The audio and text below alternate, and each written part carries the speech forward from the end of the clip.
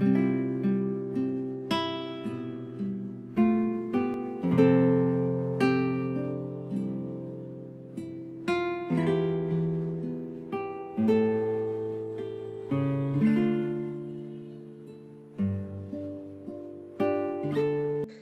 mabuting balita ng Panginoon ayon kay San Mateo.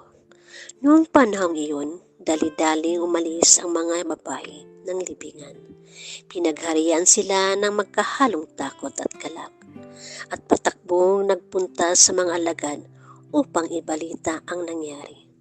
Ngunit sinalubong sila ni Jesus at binati. At lumapit sila, niyakap ang kanyang mga paa at sinambad siya. Sinabi sa kanila ni Jesus, "Huwag kayong matakot, humayo kayo at sabihin sa mga kapatid ko na pumunta sila sa Galilea at makikita nila ako roon." Pagkalis ng mga babae, pumunta naman sa lungsod ang ilan sa mga kawal na nagbabantay sa libingan at ibinalita sa mga punong saserdote ang lahat na nangyari. Nagtipon-tipon ang mga ito at matapos makipagpulong sa matatanda ng bayan, sinuhulan ng malaki ang mga kawal at inutusan sila na ganito ang ipinamalita.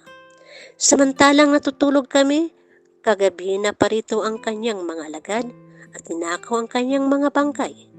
Sinabi pa nila, "Huwag kayong mag-alala, makakarating man ito sa gobernador, kami ang bahala."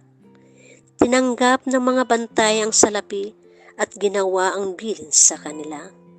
Hanggang ngayon, ito pa rin ang sabi-sabi ng mga Hudyo, ang mabuting balita ng Panginoon.